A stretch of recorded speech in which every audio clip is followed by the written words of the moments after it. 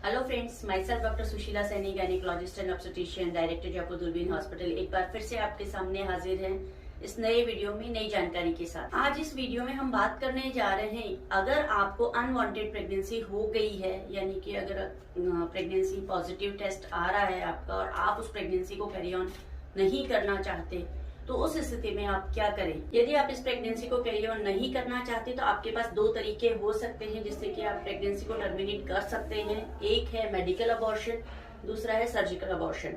Medical abortion गोलियों के द्वारा किया जाता है और सर्जिकल अबॉर्शन एक तरह की डीएनसी प्रक्रिया होती है जिसमें कि थोड़ी बेहोशी देकर फिर सफाई की जाती है। ऑपरेशन थिएटर के अंदर होता है, भर्ती बनाना पड़ता है अस्पताल के अंदर और 4 या 5 घंटे कम से कम अस्पताल में रुकना पड़ता है। तो अगर आप सर्जिकल अबॉर्शन नहीं चाहते और आप चाहते हैं कि सिर्फ मेडिकल अबॉर्शन यानी गोलियां खाने से ही आपका अबॉर्शन हो जाए और आप प्रेगनेंसी से फ्री हो जाएं, तो उसके लिए आपको अपने गायनिकोलॉजिस्ट से एक बार जरूर मिलना पड़ेगा ताकि वो आपका जनरल बॉडी चेकअप कर सके और एक बार आपकी सोनोग्राफी कर सके और ये डिसाइड कर सके कि बच्चा बच्चेदानी के अंदर ही है। जैसे कि आपने हमारे पिछले वीडियोस में देखा होगा कि बच्चा बच्चेदानी में ना लगकर कई बार ट्यूब में, अंडेदानी में या पेट में भी कहीं लग जाता है, जिसे एक्टोपिक प्रेगनेंसी कहते हैं। और एक्टोपिक प्रेगनेंसी का पता सिर्फ और सिर्फ सोनोग्राफी से ही चल सकता है। इसलिए कभी भी अबॉर्शन का डिसीजन करने से पहले एक बार सोनोग्राफी जरूर करवा लें और ये डिसाइड कर लें कि बच्चा बच्चेदानी के अंदर ही है, कहीं ये एक्टोपिक प्रेगनेंसी तो नहीं है। सोनोग्राफी से आपका ये डिसीजन होने के बाद कि प्रेगनेंसी नॉर्मल जगह पर है, बच्चेदानी के अंदर ही है, नॉर्मल ब्लड टेस्ट किए जाते हैं जिसमें ब्लड ग्रुप टेस्ट और एक आपका सीबीसी टेस्ट यानी हीमोग्लोबिन टेस्ट किया जाता है, जिससे कि आपका हीमोग्लोबिन का खून कितना है आपके शरीर में ये पता लगाया जाता है। क्योंकि जब भी आप गोलियां लेते हैं तो बहुत ज्यादा शरीर से ब्लीडिंग होती है और बाई चांस अगर आपका खून पहले से ही कम है और ऊपर से ज्यादा ब्लीडिंग हो गई है तो आपको बहुत सीवियर इमरजेंसी हो सकती है। इसलिए आपका हीमोग्लोबिन लेवल चेक होना बहुत जरूरी है। और ये सारी जांचें, सलाह, सोनोग्राफी डॉक्टरी परामर्श से ही ले, बिना डॉक्टरी परामर्श के किसी मेडिकल स्टोर से खरीद कर दवाई खाने में आपको बहुत ज्यादा नुकसान हो सकता है, आपके लिए जानलेवा साबित हो सकता है। तो ऐसे कदम कभी ना उठाएं।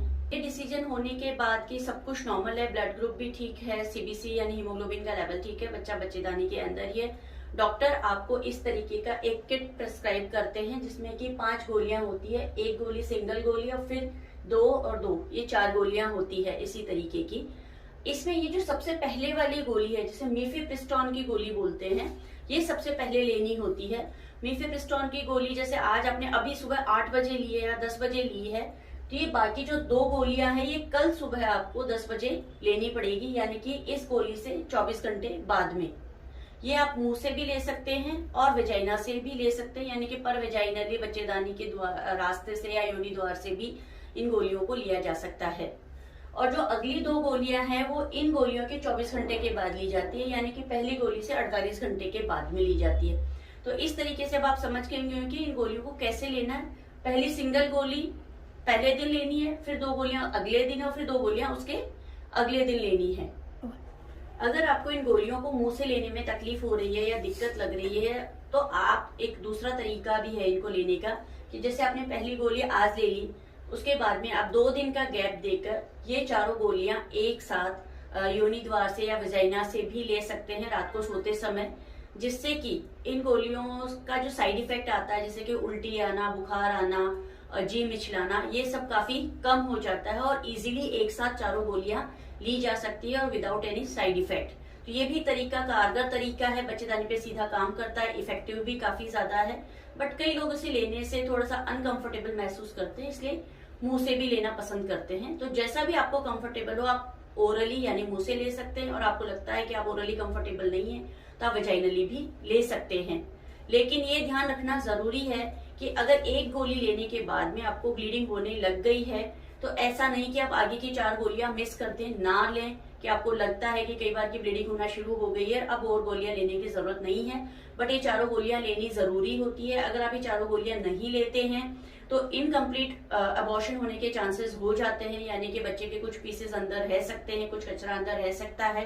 तो आपको चारों गोलियां लेनी ही है हर हालत में। तो अब आपको पता चल गया होगा कि ये टेबलेट्स ओरली यानी मुंह से भी ले सकते हैं और वेजाइनली भी ले सकते हैं और दोनों तरीके से ये गोलियां बहुत अच्छे से इफेक्टिव होती है। फिर भी अगर आप ओरली लेना चाहते हैं तो ओरली ले लीजिए, वेजाइनली लेना चाहें वेजाइनली ले सकते हैं। वेजाइनली लेने के 1-2 फायदे एक्स्ट्रा हैं कि जो साइड इफेक्ट मुंह से लेने पर होते हैं, जैसे जी मिचलाना, उल्टी आना, वो सब वेजाइनली लेने पर नहीं होते हैं और इफेक्ट भी थोड़ा ज्यादा होता है बजाय इसके कि आप मुंह से लेते हैं। तो आप प्रिफर करें कि उनको वेजाइनली ले लें, अगर आप ले सकते हैं, कंफर्टेबल हैं तो। जब आप ये गोलियां लेते हैं तो हो सकता है कि आपको पहली गोली के बाद ब्लीडिंग स्टार्ट हो जाए, या हो सकता है कि 2 गोलियां और लेने के बाद ब्लीडिंग स्टार्ट हो, या हो सकता है 4 गोलियां लेने के बाद ब्लीडिंग स्टार्ट हो। लेकिन कई बार 5 गोलियां लेने के बाद भी ब्लीडिंग स्टार्ट नहीं होती है। तो इस स्थिति में आप वेट कर सकते हैं, 4, 5, 6 दिन या 7 दिन तक भी वेट किया जा सकता है कि ब्लीडिंग नहीं स्टार्ट होती है तो।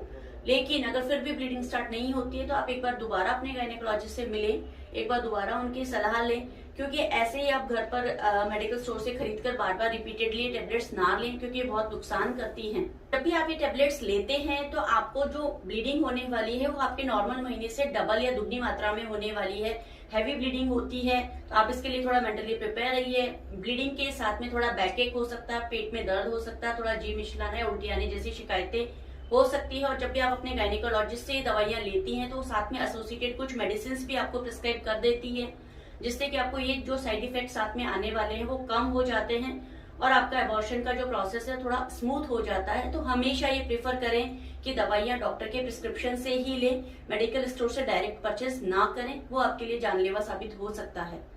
ब्लीडिंग के दौरान जब भी आपको ये लगता है कि आपका 2 घंटे के अंदर 4 पैड से ज्यादा भर भर की ब्लीडिंग हो रही है, तो this is a sign, alarming sign. आपको अलर्ट हो जाना चाहिए कि आपकी ब्लीडिंग नॉर्मल से हैवी है, बहुत ज्यादा है, और इस स्थिति में आपको घर पर बैठ के वेट नहीं करना है, आपको तुरंत डॉक्टर से संपर्क करना है। हो सकता है कि ऐसी स्थिति में तुरंत इमरजेंसी में सफाई करनी पड़े, क्योंकि अगर इतना ब्लड लॉस और अगर 4 घंटे या 2 घंटे हो गया तो आप शॉक में जा सकती हैं और आपका बीपी बहुत ज्यादा डाउन हो सकता है और आपको खून चढ़ाने की नौबत आ सकती है।